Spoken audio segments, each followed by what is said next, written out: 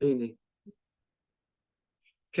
J'ai donc effectivement, je voudrais introduire notre propos par ce que dit donc Rabbi Moshe, que dit Rabbi Moshe Ilan, il s'appelle, et on prendra comme ça de temps en temps, comme je l'ai déjà fait un petit peu dans le passé, et j'en profite maintenant aussi, un commentaire sur la paracha de la semaine qui est orienté un petit peu dans justement eh bien, la notion de couple. Nous avons l'idée que nous trouvons dans la parashat Matot, notamment, sur le rapport au Neder. Vous vous rappelez que quand on veut, encore une fois, s'engager à ne pas faire quelque chose, et en se basant sur le Kliyakar, eh bien, il va insister sur les deux raisons qui peuvent nous pousser à faire un Neder.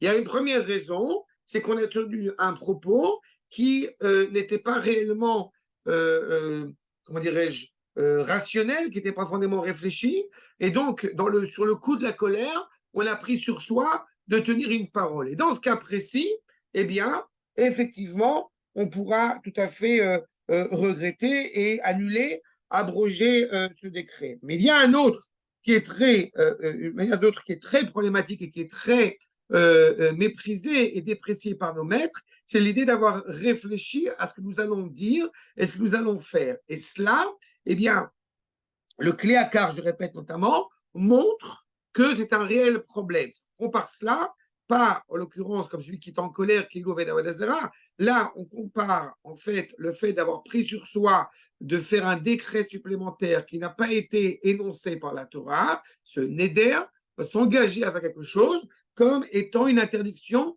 eh bien, de faire une Bama, n'est-ce pas? C'est-à-dire que tu as pris sur toi l'idée encore une fois, de faire quelque chose qui va apporter un profond mal-être dans l'établissement de la société, et cela évidemment est très remis en cause. Pour notre sujet, c'est un petit peu la même problématique. Il y a parfois des propos qu'on va tenir, des engagements qu'on va tenir, ou des retenues, plutôt, parce qu'on n'est pas dans la joie, on est dans le neder, et qu'on n'aurait pas forcément tenu si ça avait été rationnel, si on avait réfléchi à la problématique, et ça c'est le coup de la colère, et à l'inverse, dans une réalité, encore une fois, où on n'est pas suffisamment à l'aise, suffisamment cohérent dans notre couple, alors automatiquement, eh bien, on tiendra des propos profondément fâcheux et qui peuvent nuire à la vie du couple. Et c'est pour cela qu'effectivement, eh bien, il y a lieu de vraiment s'enquérir, d'abroger ce neder par une tierce personne, j'ai envie de dire, de la même manière qu'avoir tenu un propos qui serait litigieux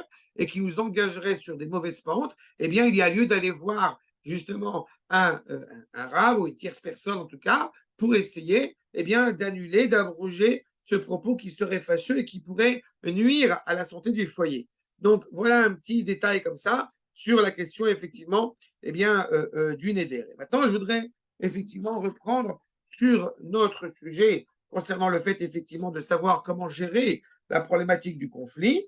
Eh bien, il faut d'abord, quand on veut sortir, on avait expliqué que, effectivement, quand on est dans une situation de mashber, de détresse, et qu'il y a des propos, des paramètres à prendre en considération, eh bien, il y a, pour sortir du conflit, quand on veut effectivement maintenant trouver la solution au conflit, d'abord, il faut ce qu'on appelle cerner le cœur du problème.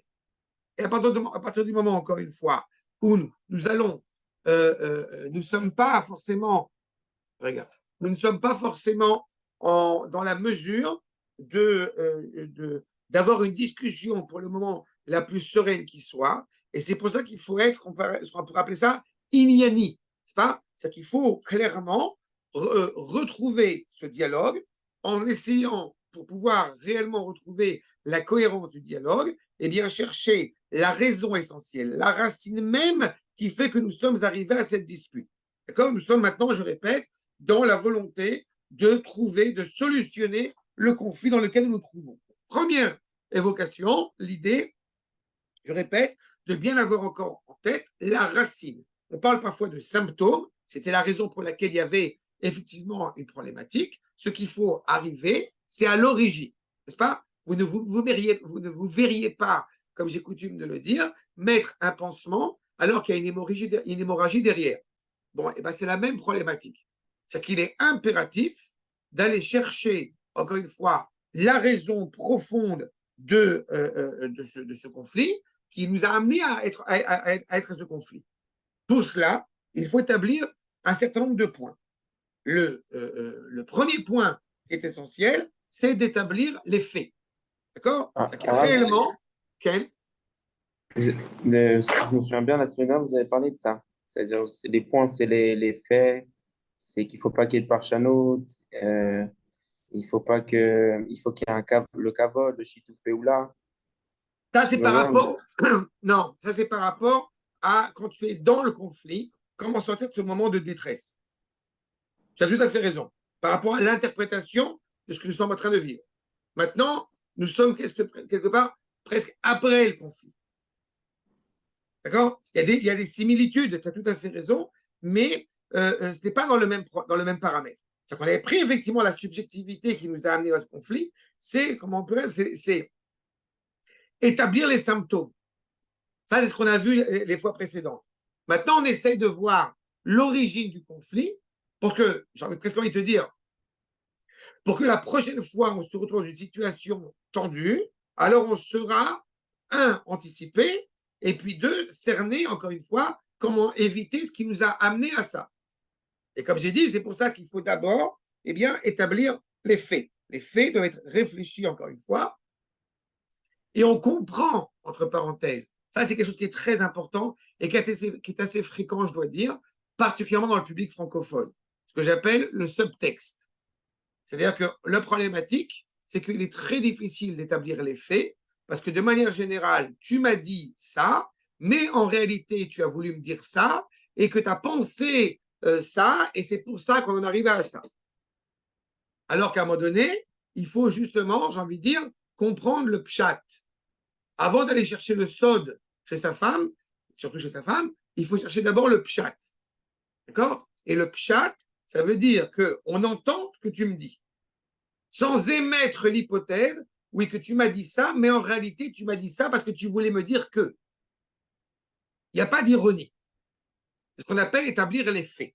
D'accord? Les faits, encore une fois, ils doivent être clairs pour bien décrypter la réalité que nous avons. Parce qu'en général, je répète, c'est malheureusement ce qui se passe, c'est une mécompréhension de l'authenticité des faits qui nous amène à. N'oubliez pas un détail. J'ai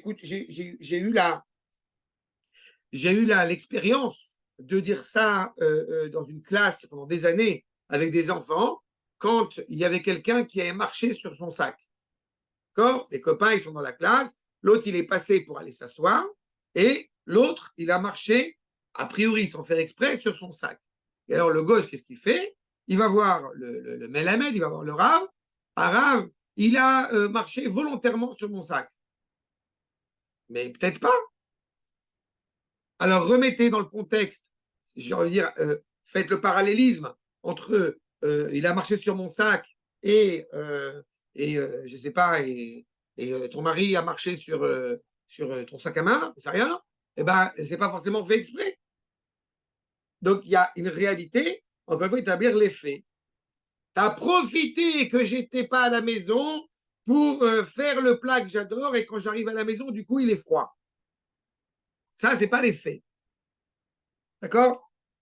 Une fois qu'on a bien établi les faits, alors on va effectivement chercher ce qu'on appelle Darke Peoula, le moyen d'agir, le moyen de réagir, encore une fois, sur cette pensée première, authentique, cohérente, encore une fois, pour trouver le cheminement qui va nous permettre d'amener, de finaliser, encore une fois, ce que nous sommes en train d'essayer de solutionner. Par conséquent, il faut d'abord, je répète, connaître bien les faits, deux, commencer à mettre en place un cheminement pour savoir comment agir et comment réagir. Troisième point, eh bien, évidemment, ce sont les matarotes, ce sont la finalité, d'accord?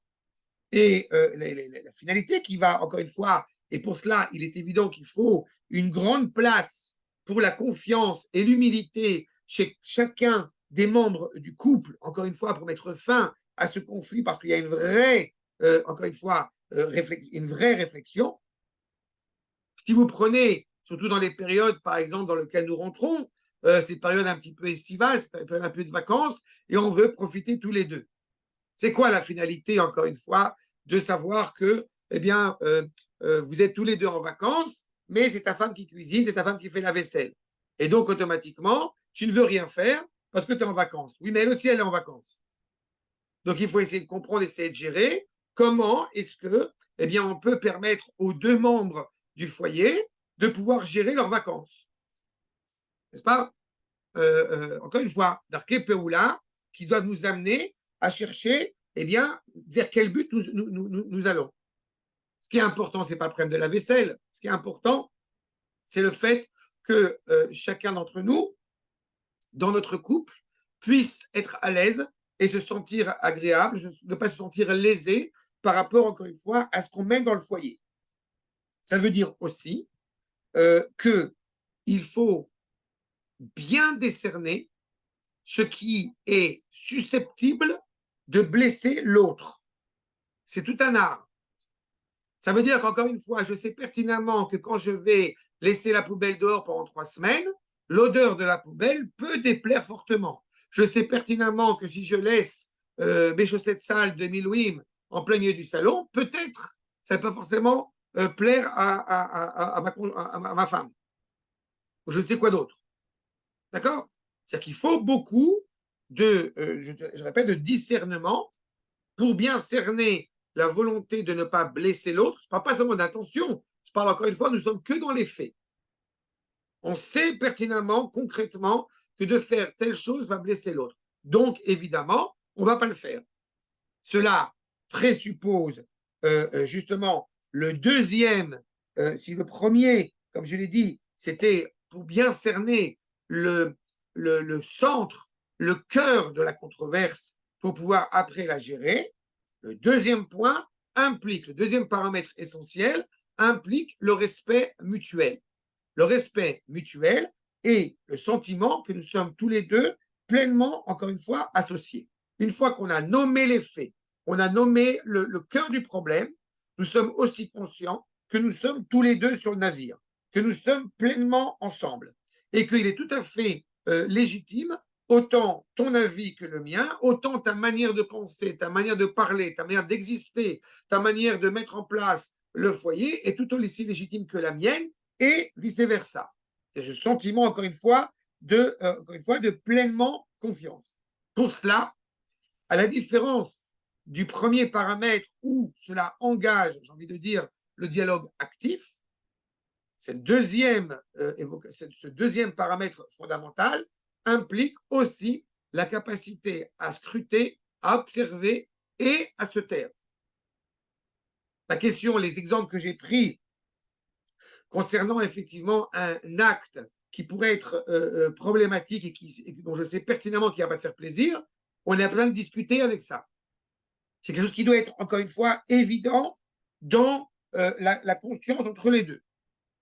Maintenant, puisqu'on parle de respect mutuel, ça veut dire que d'un côté, pour ma part, je dois faire en sorte que ce que je vais faire, ce que je vais agir, ne va pas blesser l'autre, mais l'autre qui a aussi vu cette réalité-là et qui peut peut-être là être mal à l'aise, encore une fois, et pas forcément, dont elle n'est pas agréable à supporter cela, eh bien, avant de s'énerver et avant de créer une dispute, on respire.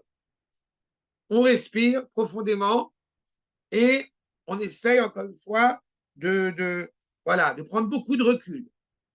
Quand je dis on respire, je n'ai pas dit qu'on respirait l'odeur des chaussettes, excusez-moi, des Méloïm dans le salon. C'est pas ça que j'ai dit.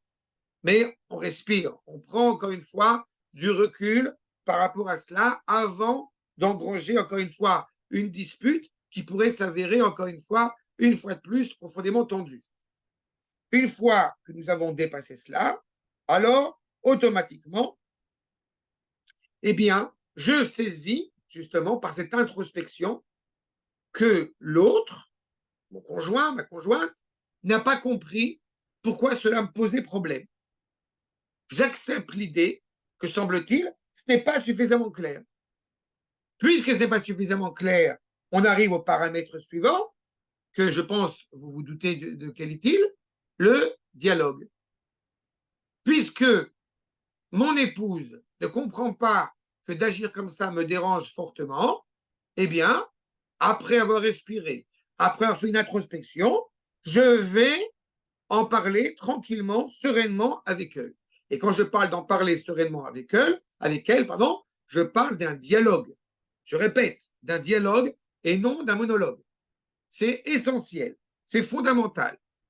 Le monologue implique que je vais te dire, je vais te parler, mais en fait, nous n'allons pas parler, c'est je vais parler, tu vas m'écouter, alors que le dialogue implique, je répète, que je comprends que cela t'est difficile, je comprends que tu ne saisis pas pourquoi cela me pose un gros problème, et je me permets de te dire, écoute, ça serait bien que je ressens que, et on retrouve la notion de dialogue qu'on a souvent évoquée ensemble.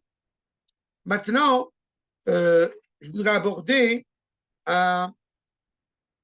j'espère, Bézant Hachem, 3 derniers points, et on terminera, Bézant Hachem, avec les 10 paroles que j'ai trouvées, dans un ouvrage aussi très intéressant, les 10 paroles sur le conflit, et la Seret HaDiberot du conflit. D'accord? Avant de poursuivre, je rappelle juste que Bezrat Hachem, il semble que ce soit le dernier cours de l'année, parce que après, on rentre dans Rosh Chodesh Av, et après, c'est Tisha B'Av.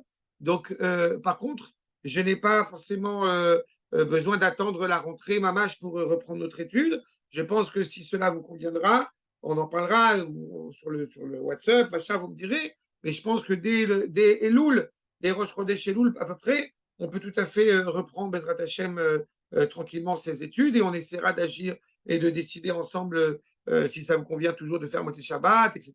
Bon, on aura le temps d'en parler. En tous les cas, je voudrais aborder donc une dimension supplémentaire, c'est comment éviter le conflit. Puisque nous avons essayé de comprendre comment gérer le conflit, comment sortir du conflit. Je voudrais qu'on essaie d'avancer maintenant en essayant de voir est-ce qu'on peut, et je pense qu'on peut, comment est-ce qu'on peut éviter le conflit. D'abord, première chose, on se rappelle de manière, et c'est un rappel que vous savez, le souvenir, encore une fois, à un sens profondément authentique, profondément exact, on se rappelle que nous avons des finalités communes.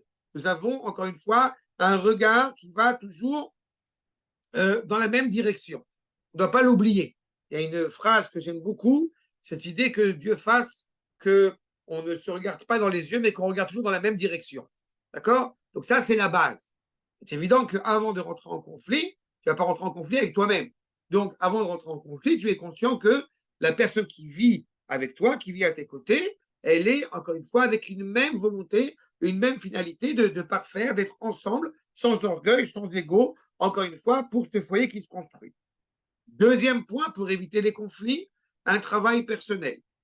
D'accord? Puisque je parle quand même à des garçons qui sont des Bnei Torah, Baruch Hashem, je n'ai pas besoin de vous expliquer, comme l'enseignent nos maîtres, n'est-ce pas, l'importance d'étudier, de réétudier, de réétudier, de réétudier Messiat Yesharim du Ramchal. Il est évident que, encore une fois, dans un travail personnel, qui peut faire parfois dépend justement d'une amélioration morale, une amélioration des vertus, mais pas que. Et c'est pour ça que je ne m'arrête pas seulement à Messiat Yesharim, parce qu'on répète que parfois il y a un bagage psychique, un bagage familial, un bagage culturel qui fait que cela peut porter préjudice, cela peut avoir des implications, encore une fois, sur la manière dont on va gérer le foyer, d'accord? Sans effrayer personne, mais je pense que vous êtes tout à fait apte à comprendre que quand on est fils de divorcé ou encore plus dramatique, fils de parents ou orphelins de père ou de mère, il est évident que cela a pu créer aussi des difficultés dans la construction justement du couple. Je répète, ce n'est pas obligatoire. Mais en tous les cas, il y a une cicatrice, il y a un bagage. Donc, c'est pour ça que je dis que d'un côté, il y a un travail sur les midotes, mais de l'autre côté, il faut être aussi conscient que, encore une fois, ces réalités, ce référentiel du couple que nous n'avons pas, automatiquement, eh bien, ça a été quelque chose qui peut apparaître comme préjudiciable pour la construction de notre couple. D'accord? Ça aussi, je l'ai déjà évoqué, mais c'est toujours important pour moi de le rappeler. Le référentiel, c'est nos parents. D'accord? Le référentiel et le contre-référentiel, c'est nos parents, en tant que mari et femme, et en tant que père et mère.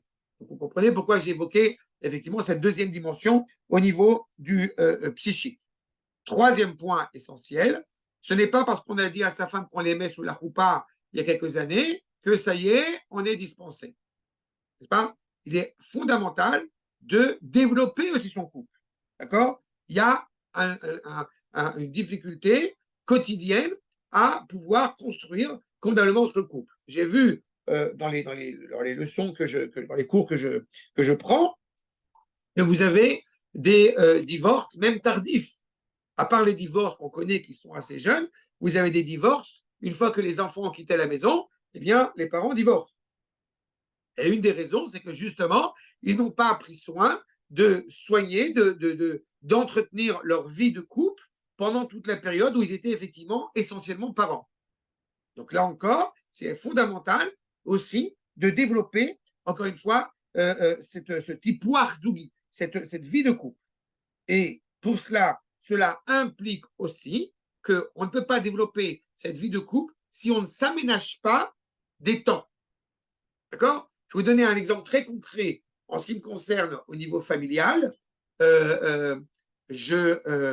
me vois dans l'obligation, parce que grâce à Dieu, j'interviens dans différentes plateformes. Il n'empêche que je me réserve le droit, une semaine par an au moins, de n'être que avec ma famille.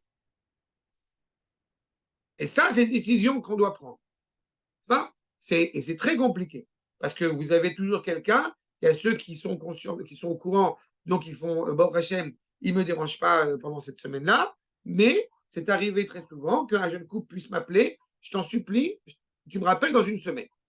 Oui, mais c'est urgent. Vous ne connaissez pas le oui, mais c'est urgent. Oui, mais truc. Est-ce que je pourrais regarder, et qui m'a envoyé il y a quelques temps de cela, il y a quelques années de cela, pareil, dans cette semaine de vacances, est-ce que je peux regarder un article qu'il a écrit et donner un avis? Je peux le faire, mais je ne te promets pas que je vais le faire. Mais c'est difficile de le faire, mais il faut le dire. Parce que tous les couples, tous les foyers, bon, d'Am Israël sont importants, mais je permets d'être un peu égoïste, mon couple et mon foyer aussi. Et c'est fondamental. Et peu importe dans quelle structure, que vous soyez, encore une fois, des Avrechim ou que vous soyez dans le high-tech, mais il y a une valeur fondamentale, essentielle, encore une fois, à s'octroyer ces temps qui sont définitifs. Ça, je dis juste Mechila Shmuel, ça c'est vrai pour une semaine par an, mais c'est aussi vrai le Shabbat. Il y a des Shabbatot. Baruch Hashem, j'étais à Netanya, Shabbat Pinchas, il n'y a pas longtemps. Baruch Hashem, c'était un très beau Shabbat et les gens étaient super contents. Et j'étais très honoré que les gens ils soient contents des différentes interventions que j'ai faites. Mais ça, c'est aussi au prix de ma vie de famille pendant ce Shabbat-là. Donc j'ai réussi à organiser toujours, mais je ne pourrais pas le faire tous les Shabbatot, justement parce qu'il y a une volonté de ne pas, encore une fois, nuire à cette vie de famille. Ken Shmuel. Non, je vous demandais, qu'est-ce qui se passe tout au long de l'année? Euh, Ce qui se passe tout au long de l'année, c'est que, bon, comme elle n'est pas à côté que truc, machin, donc je peux le dire, ce qui se passe tout au long de l'année, c'est que j'ai une femme qui me soutient. Donc ça aide. Waouh, pas cher. Mais je sais aussi prendre conseil auprès d'elle et je sais aussi être à l'écoute de ce qu'elle m'encourage à faire ou à ne pas faire. Et pas seulement pour elle, pour son bien-être à elle, mais pour le bien-être familial. Je vous demande, mais ça, c'est facile, Anima Amine, ou c'est plus juste après 25 ans de mariage? Qu'est-ce que nous on fait? C'est pour ça que, comme j'ai dit sur la notion de Zminim, c'est tu dois fixer des temps avec ton épouse qui sont Bal Yavo. Ça veut dire qu'il faut être prêt à dire à celui qui a absolument besoin de te parler, ou carrément tu ne réponds pas au téléphone quand on t'appelle, tu le mets même béchéquette, comme ça va éviter de te stresser pour rien, ou alors tu dis à la personne clairement, rappelle-moi plus tard, je ne peux pas parler maintenant. C'est tout. Le seul, je peux le dire, le seul à qui je n'ai jamais dit je ne peux pas parler maintenant et rappelle plus tard ou ce que tu veux, ou même je ne répondrai pas au téléphone, le seul que je ne tombe pas dans cet écueil-là, c'est le Rosh Yeshiva. Rien que je vois écrit sur mon téléphone Rav Zini, tout de suite, je m'élève au niveau de la Hirat Shamayim. Tout de suite, voilà. C'est le seul. Et même le Rav, une fois, il m'a appelé et j'étais en plein milieu d'un cours. J'ai dit que Rav, je suis en cours. Il a dit, bon, ne perds pas ton temps. Il a raccroché. J'avais honte que j'ai dit au Rosh Yeshiva, Mori Verabi, que je ne veux pas parler maintenant parce que je suis en cours. Mais comme le Rav fait partie de ces gens, il y en a quelques-uns, Hashem, qui pensent que la Torah, c'est super important. Donc, voilà. Ça arrive. Il y a des gens comme ça. Mais en tout cas, c'est exactement cette dimension-là. Il est essentiel, encore une fois, de s'octroyer le droit, même si Bibi t'appelle. J'ai compris. Ça va. Et ça, c'est fondamental. Et encore une fois, dans ce temps-là, eh bien, il faudra aussi, justement, je veux dire aussi pourquoi c'est très important. Parce que ce temps-là, il est nécessaire pour construire votre foyer, mais il va aussi éviter de faire des raccourcis. Ça veut dire que vous avez une critique, vous avez un reproche, vous avez une remarque, quelle qu'elle soit, à faire à votre conjoint et conjointe. Si vous ne prenez pas le temps de vous asseoir avec elle et que vous lui dites, allez, entre deux rendez-vous, pardon, eh bien, y a un truc qui ne va pas, vous vous rendez compte que ça va être terrible. Vous vous rendez compte que c'est, encore une fois, dévastateur. Et donc ça, c'est fondamental. D'accord? Ça, c'est pour ce qui se passe justement pour essayer d'éviter le conflit. Est-ce qu'il y a des questions rabotages sur ces points-là? Ouais, j'avais une question sur un point que vous avez dit au début. Bechavod. Sur le fait de s'énerver, quand on a parlé de Messiat Leshaim, quand on parle de la Vodat Amidot, c'est toujours plus simple de se contrôler et de se gérer face aux gens qui ne sont pas proches de nous. Alors, maintenant, la question, c'est quoi le travail en amont qu'on est censé faire vis-à-vis de gens qui sont proches? Parce que la Vodal, Netiv Akas, Ofen Klali, et ensuite de moins s'énerver avec les gens autour de nous, qu'on apprend toutes les rayonnotes, Efchar. Mais quand c'est chez nous avec les gens les plus proches, j'imagine qu'il y a une avoda qui doit être un peu différente ou un peu plus profonde pour que ça fonctionne. Bien fait. C'est exactement la troisième partie de notre étude aujourd'hui sur lequel, Bezrat Hashem, je veux aussi, encore une fois, évoquer et travailler, c'est pendant le conflit, comment, eh bien, affronter cette problématique-là. Parce qu'on va travailler sur la colère, mais une fois que nous sommes en plein milieu du conflit, alors c'est compliqué de dire de ne pas se mettre en colère. Et encore une fois, tu remarqueras aussi un point essentiel, c'est que, étant donné que la personne qui est en face t'importe, donc automatiquement, tu vas être plus sensibilisé par ce qu'elle te dit, elle, que par ce que te dit quelqu'un d'autre. D'accord? Il y a... c'est jamais agréable, de manière générale, de toute façon, d'avoir une critique ou d'avoir une remarque, ou d'avoir un... Parce que c'est encore une fois, c'est au niveau du sensible, on est blessé. Je peux vous dire, ils ne sont pas là de toute façon, ils ne participent pas forcément à notre cours, mais je peux vous dire, par exemple, qu'un couple, un jeune homme que j'ai préparé à son mariage, son épouse, elle a, on va être gentil, elle a beaucoup de problèmes, elle a beaucoup de désaccords avec ma manière de voir les choses. D'accord? Voire même traumatisée par ce que j'ai dit. Quelque part, c'est triste parce qu'il y a une volonté d'être droit et honnête et cohérent et d'être fidèle à la Torah encore une fois, qu'on a reçue et qu'on transmet. De prime abord, ça me fait de la peine que la femme, elle ne le comprenne pas. Parce que c'est le rave de son mari, parce que c'est beaucoup de choses en même temps. Mais après coup, justement, je fais une introspection et j'ai beau réfléchir si effectivement j'ai dit une phrase qu'il ne faut pas ou une phrase maladroite, mais à partir du moment où je sais que ce que je dis est extrêmement fidèle, en tout cas je m'y afforce et je m'y attelle, à ce que nous a enseigné le Rav, pas seulement sur pas seulement sur le fond, mais aussi sur la forme, alors il y a un moment donné, j'arrête aussi de me tirer une balle dans le pied et de me flageller. D'accord?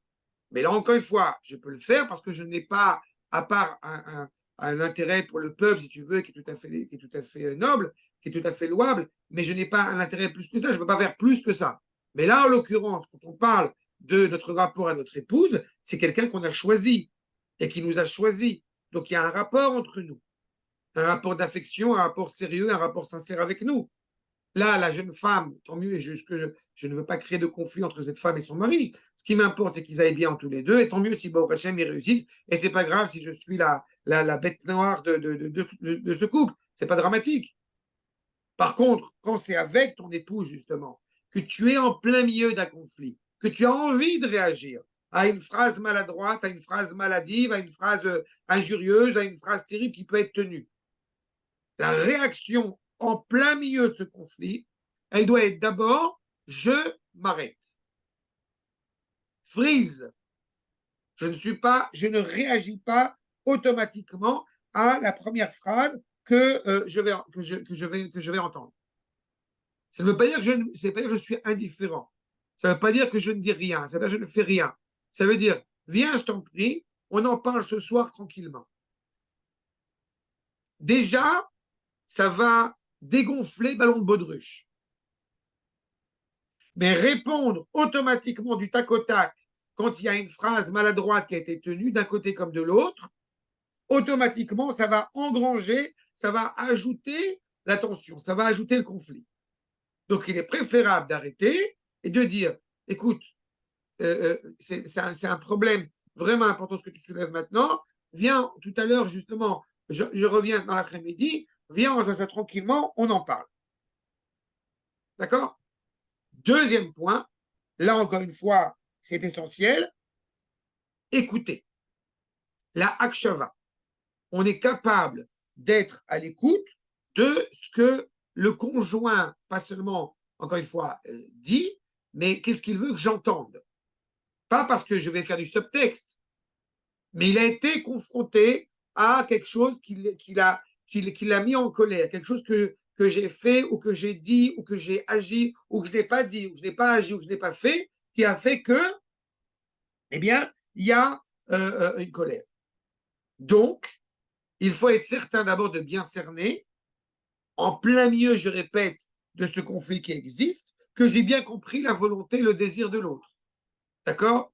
Comment on faisait quand on était à l'école, quand on voulait être certain d'abord, parce qu'on nous encourageait les profs de bien avoir compris la question qu'on nous posait, on répétait la question sous forme affirmative. N'est-ce pas? Eh ben, c'est exactement ça. Pourquoi tu sors pas les poubelles? Tu me reproches, si je comprends bien, de ne pas sortir les poubelles? Il faut qu'il y ait justement, est-ce que j'ai bien compris? Ça permet d'abord de montrer que justement, il y a une réelle écoute de l'autre. Il y a vraiment une volonté de cerner le problème, de le gérer et d'y apporter une solution. Mais d'abord, on va être certain qu'on a bien compris le problème. Est-ce que c'est vraiment ça que tu me reproches? Je veux être certain que ce soit ça. Non, c'est pas ce que je t'ai dit. Ah ok, donc je n'ai pas compris ce que tu me dis. Quatrième point essentiel, le ton. Et là, franchement, en tant que séfarade, je vous le dis, les décibels peuvent monter.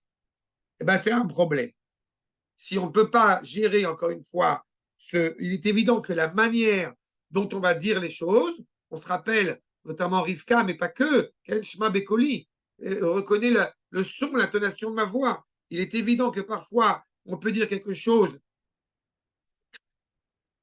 Oh, je rigole parce qu'aujourd'hui, je devais aller dans un endroit, une synagogue qui est un peu spéciale. Et bon, et ils ont des conceptions, on diront, un peu chrétiennes. C'est-à-dire, et quelqu'un m'a dit, tu viens, on doit se retrouver dans cette synagogue. Non, c'est gentil, je ne vais pas à l'église. Voilà. J'aurais pu, non, c'est gentil, point. Je dois aller ailleurs ou je ne sais pas. Non, c'est gentil, je ne vais pas à l'église. Déjà, je me mets en position de, allez, ça va partir en vrille. Bon, ça, il faut le faire quand vous voulez un petit peu être titillé, mais pas dans un couple. Parce que sinon, vous vous mettez automatiquement, d'accord? D'accord? Donc, il est évident qu'il y a ce qu'on va dire et la manière, clairement, encore une fois, dont on va le dire. Parce qu'à partir du moment où tu es agressif, tu reçois comme réponse une agression. La meilleure agana, souvent j'ai entendu cette phrase, la meilleure agana, c'est la hatkafa. La meilleure manière de me défendre, c'est d'attaquer. N'est-ce pas? Alors qu'en réalité, il faut, par rapport à nos ennemis, évidemment, il faut attaquer pour attaquer. C'est-à-dire, pas forcément pour se défendre. Ça, c'est un autre sujet. Aval, en tous les cas, il est évident qu'il y a, c'est ça. Cinquième point, c'est pas seulement l'intention, mais même dans la manière, encore une fois, dont on va s'exprimer, et c'est ressenti par la parole. Oh, on n'a pas le droit au cynisme. On va en parler. On va y revenir. Donc, pendant le conflit, c'est très dangereux. C'est-à-dire, pendant le conflit, c'est clairement très dangereux de toute façon d'être cynique, parce que la personne qui est en face, mais on va parler du sens de l'humour dans pas longtemps. On va y revenir. D'abord, j'avance sur un point. Il est évident que ma volonté, c'est clair, on a bien dit, n'est pas de blesser l'autre, mais il ne suffit pas d'avoir l'intention de ne pas blesser l'autre, il faut aussi en être pleinement conscient. L'autre n'est certainement pas mon ennemi. Ma femme n'est certainement pas mon ennemi. Par conséquent, l'agresser, l'attaquer, bon, pas physiquement, mais comme j'ai dit, l'attaquer va amener une autre attaque. Il ne va pas régler le problème. Donc, là encore une fois, ce n'est pas la solution. Pourquoi tu fais toute la journée, tu fais que ça? Automatiquement, il ne peut pas y avoir une réponse agréable à donner à l'autre quand c'est formulé de la sorte. Tu fais jamais, les jamais et comme ça, les mots tranchés, il faut essayer de les éviter au maximum. Ça fait des années qu'on est mariés, c'est toujours la même chose avec toi. Ça ne peut pas découler sur quelque chose, encore une fois, de positif. Sur quelque chose qui va, encore une fois, arranger les choses. J'aimerais bien que pour une fois, tu fasses ça. Le pour une fois, il est trop. Parce que le pour une fois, il implique que c'est jamais le cas. Donc, on va clairement être concentré sur un sujet particulier. Ça, et évidemment formulé avec politesse. Je vois qu'on s'est laissé emporter. Viens, on en parle, s'il te plaît, pour qu'on retrouve notre cohérence, notre sérénité. Septième point, ce n'est pas un appareil judiciaire. Votre maison n'est pas un beth mishpat.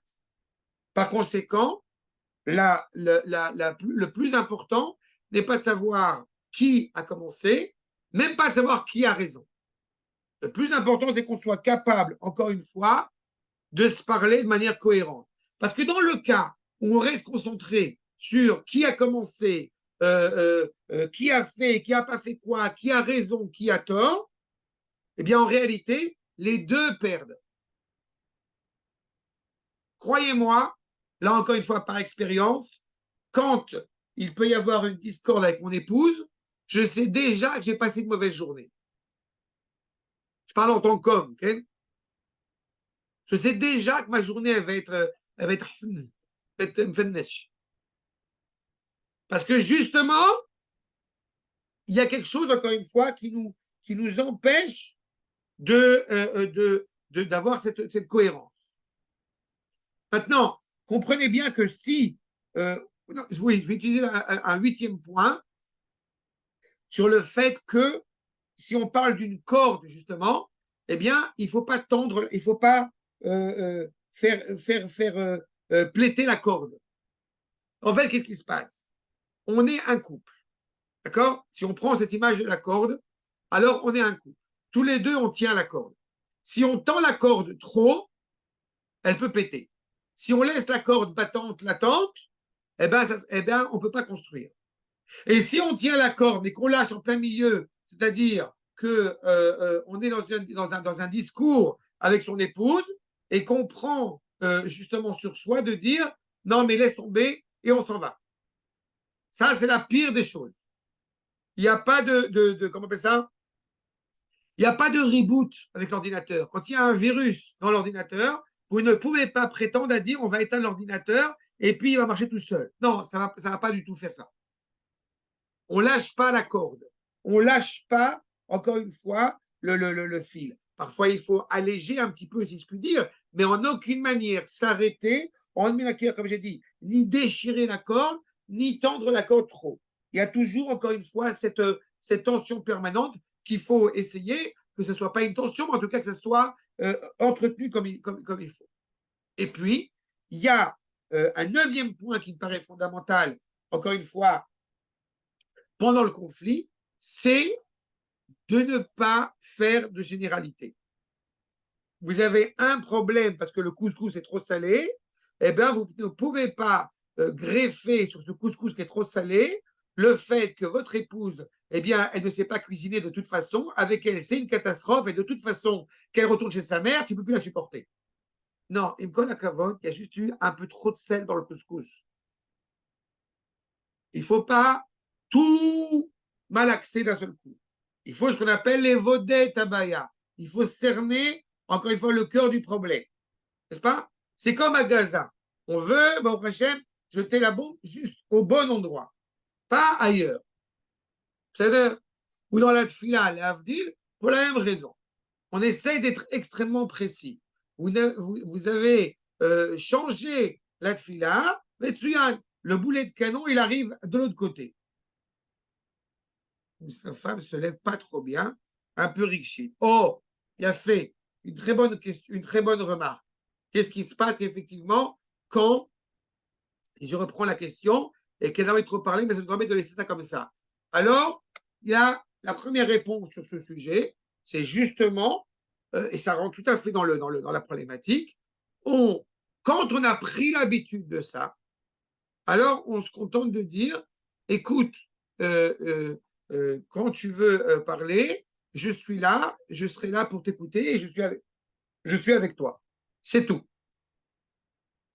Pas plus, pas moins. D'accord?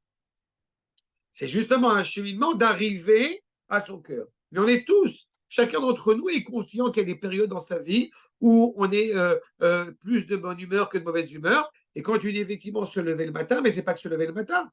Au sens de matin et de nuit, ça peut être aussi une grande difficulté parce qu'on a mal dormi, parce qu'on a des problèmes au travail, parce qu'on a des problèmes dans ce qu'on voudrait arriver. Et on a tous ces hauts et ces bas. Donc il faut essayer, encore une fois, clairement d'aménager, si je reparle dans ce contexte du conflit, il faut aménager une porte de sortie. Et la porte de sortie, encore une fois, c'est justement ce qui va nous permettre de ne pas perdre la chevioute, de ne pas perdre la cohérence au moment où nous sommes dans ce contexte-là, et puis surtout de pouvoir clairement, je répète, mesurer la valeur du conflit en restant profondément, encore une fois, humain. Et pour cela, il y a d'abord, pour le cheminement qui doit être, j'ai envie de dire, qui doit être mis en place pour pouvoir alléger cette problématique du conflit, d'abord, il y a convaincre. C'est-à-dire que convaincre, nous sommes dans une réalité, encore une fois, où nous avons un accord tacite, n'est-ce pas, entre nous deux, que nous prenons sur nous de ne pas aller au-delà de certaines limites. Et on est conscient de cela. On est conscient de cela parce que deuxième point dans notre paramètre, dans notre directive, dans notre cheminement que nous prenons, nous voulons être un, encore une fois. Nous voulons chacun, ensemble, pas séparés l'un de l'autre, trouver une solution équitable pour nous, pour notre problème. Et donc, écoute, on n'est pas d'accord sur ce point. Pour l'instant, on va le mettre de côté et on va préférer gérer, corriger, améliorer telle position, tel point, telle réalité selon ta manière de faire pour que, encore une fois, ça ne nuise pas à notre couple. Je peux vous dire un détail, par exemple. On faisait quand on était un jeune couple, quand on était plus jeune, cette idée, encore une fois, où on courait toute la semaine et qu'il y avait de la lessive qui était faite et qui n'était pas forcément pliée et qui n'était pas forcément rangée, voire même des choses peut-être plus dramatiques. Qu'est-ce qu'on faisait le Shabbat, avant Shabbat? On mettait un grand drap sur cette lessive, hop, il n'y a plus de problème. C'est là. Qui sait que ça gêne? Oui, mais tu comprends si mes parents, ils arrivent. C'est-à-dire, alors quand mes parents, ils arrivent, on est frein de mettre les bouchées doubles. Maintenant, s'il y a quelqu'un à qui ça ne plaît pas que, eh bien, il y a la lessive qui est recouverte dans un coin, ça dit, maintenant on a une grande maison, alors on a plus de place, mais s'il y a quelqu'un à qui ça ne plaît pas ce genre de réalité, eh bien, comme dit mon expression consacrée, qu'il aille chez sa mère. Parce qu'on ne va pas nuire à notre couple pour faire ce qu'on appelle chez nous du tcheklala, pour plaire, encore une fois, à autrui. On ne va pas rentrer dans une dimension de stress, encore une fois, dans ce qui nous arrange.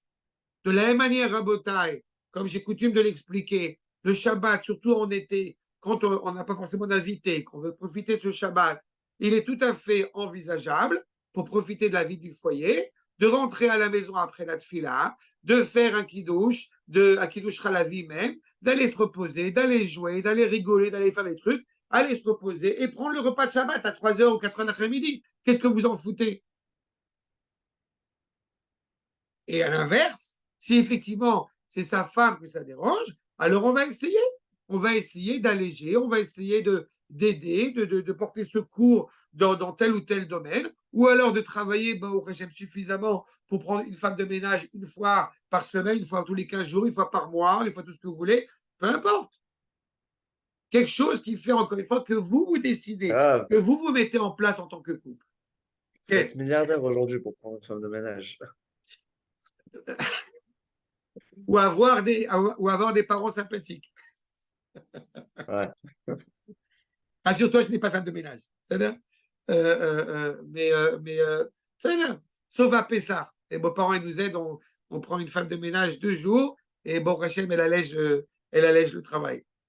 C'est-à-dire, mais en tout cas, trouver des solutions qui sont discutées en tant que couple. Il est possible, par exemple, dans la même mesure, que si effectivement la lessive, par exemple, eh bien, c'est le balagan à la maison, alors dans ce cas-là, il est peut-être envisageable que, eh bien, on se prête, on organise la lessive différemment.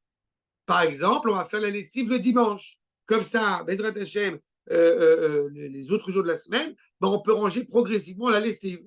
Et quand on arrive le vendredi, dans la mesure du possible, et puis on est moins stressé par rapport à ça. Par exemple, je n'ai pas de solution miracle parce que chaque couple, c'est un monde à part entière.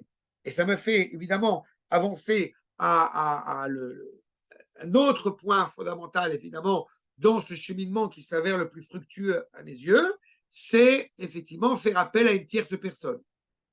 Une personne, encore une fois, qui a crédit auprès de vous et qui peut essayer, encore une fois, d'aiguiller pour essayer de trouver une solution convenable qui va convenir aux deux facettes de ce couple. Ça, c'est clairement le cheminement, idéal qu'il faut prendre.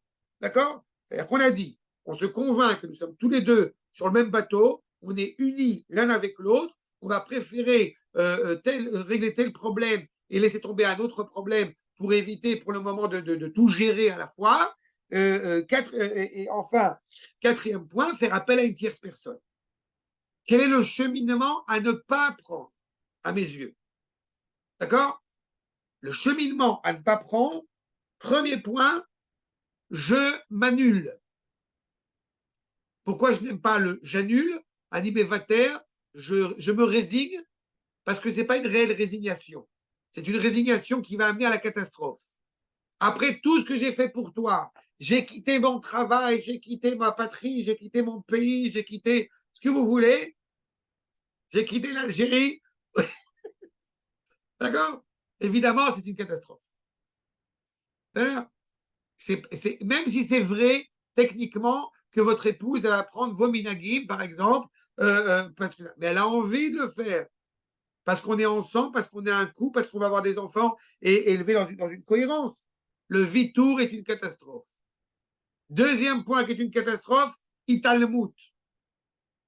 On a le droit, on a parlé tout à l'heure de chikouf, on a le droit, on a même le devoir de dire à sa femme, ce que tu me dis là, eh bien, c'est pas très gentil. Je suis blessé par ce que tu dis. Mais de dire que, encore une fois, ou en plein milieu du conflit, en l'occurrence, de fuir le conflit. Bon, c'est insupportable de parler avec toi, je vais aller me promener, je reviendrai quand tu seras calmé. Ça, c'est une catastrophe. Il y a un problème et il faut le régler. Il faut savoir comment le gérer. Demain, c'est Shoné on en parlera plus tard. Non, parce que tu n'es pas en train de renoncer à la discussion. Tu penses juste qu'il est préférable, comme pour elle, comme pour toi, d'en parler ensemble plus tard. Alors que quand tu es en plein milieu du conflit et tu dis tu m'as trop saoulé, je vais faire un tour. Non, mais Là, ça il n'y peut a pas pas de... être en plein milieu du conflit, comme vous dites, et on sent que Bassoff, il y a El Malasot, on n'est pas parfait, malheureusement. C'est-à-dire, je dis, bah, attends, donne-moi 5 minutes, je respire, on se calme un peu, on prend l'air Non, et parce que on c'est en pas ça que reparle. tu veux. Dans Ah, dans la première phrase, quand tu dis je t'en supplie, viens, on en parle tout à l'heure, on en parle ce soir, tu donnes par cette phrase-là le sentiment que tu t'intéresses vraiment à l'autre. Tu veux ok. vraiment écouter son problème, tu veux vraiment essayer de le gérer, tu veux vraiment essayer de régler, de solutionner le problème. Dans ce que tu as dit maintenant, je ne sais pas si tu t'en es rendu compte, donne-moi 5 minutes que je respire. Qui c'est qui est important dans l'histoire? Ah, ok. Donc ça peut pas être un clic pour aider Dafka à régler le problème. Non, parce que tu fuis le Ma problème. femme. Tu fuis le problème. En disant, je t'en supplie, laisse-moi respirer, tu fuis le problème. Même si ma D'accord. cavana après, c'est d'être plus On salaud. s'en fout de l'attention. On Ok, s'en fout de l'attention. Ce qui est d'accord. important, c'est plus ce que Atam et Shader, ce que tu diffuses à autrui, que ton attention.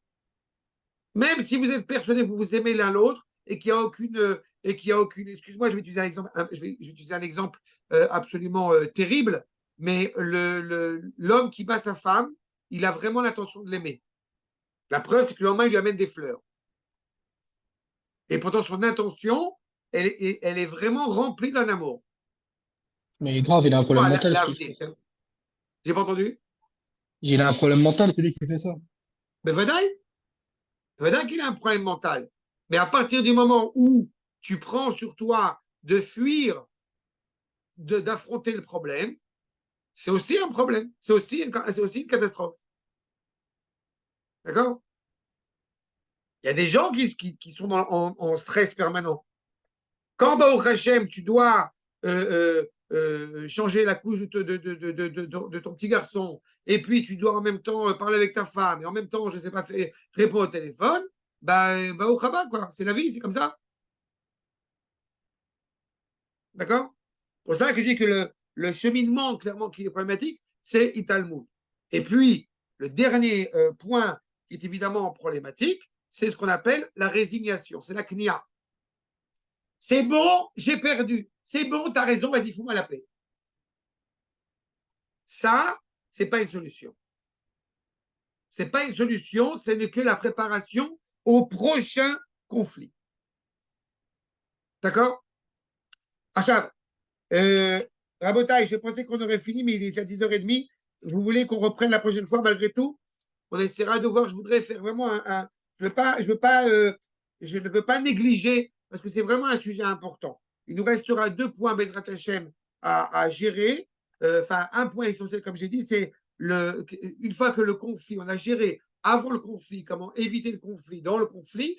Il nous reste un dernier point à affronter, à surmonter, c'est qu'est-ce qui se passe après le conflit. Parce que là encore, une fois qu'on a eu le conflit, qu'on a géré le conflit, qu'on a appris que parfois c'est parti, comme tu as dit, Ismaël, que ça part dans des directions pas toujours les plus souhaitables. Après, il faut retrouver. Il faut se rabibocher. Et pour pouvoir réellement se rabibocher, ça demande là encore une fois un comportement essentiel. D'accord? Donc, ce que je vous propose, c'est que Bezrat Hashem, eh bien, on termine ça la prochaine fois. Et peut-être dans ce cas-là, on verra si c'est Bezrat Hashem Motzei Shabbat prochain. Tant pis, on essaiera pour finir avant la fin de l'année ce sujet-là. Je voudrais juste terminer par une question qui a été posée. Comment on fait si une des deux parties est assez têtue? En général, je vais te dire, en général, d'abord, en général, celui qui dit que l'autre est têtu, c'est qu'on l'est aussi un petit peu. D'accord? Déjà. Ensuite, à partir du moment où ça, je l'ai évoqué déjà, à partir du moment où il y a un travail sur soi, quand je dis à chaque fois un travail sur soi, je parle au masculin parce que je suis un garçon, mais il faut toujours entendre que c'est les deux parties. On doit mettre de côté l'ego. Mais il est évident que pour cela, il faut avoir une introspection et voir si ce que je suis en train de dire, c'est motivé uniquement par des sentiments personnels, par des sentiments qui ne sont pas contrôlés, ou c'est réellement une pensée réfléchie. Comme on a parlé en introduction de notre propos aujourd'hui sur le neder. Est-ce qu'une parole que tu vas tenir, est-ce qu'elle est tenue avec colère ou est-ce qu'elle est tenue vraiment pour être accomplie et pas forcément pour les bonnes raisons? Donc à partir du moment, encore une fois, où une personne est têtue, il faut voir pourquoi elle est têtue. Il est possible qu'elle soit par exemple têtue parce qu'elle se sent dépréciée, elle ne se sent pas respectée. Donc sa seule manière de se protéger pour que tu puisses l'honorer à sa juste mesure, eh bien, c'est justement en étant têtu, en étant obstiné sur certaines idées. Il faut voir. Et là, encore une fois, parfois, ça, je ne veux pas faire de la pub, mais parfois, ce genre de réalité, ça relève d'un problème plus profond et en amont que la meilleure des solutions, c'est effectivement de prendre rendez-vous avec un conseiller conjugal et familial pour régler aussi ce problème. Voilà. T'as compris? Shalom, Vous connaissez un rap ou pas?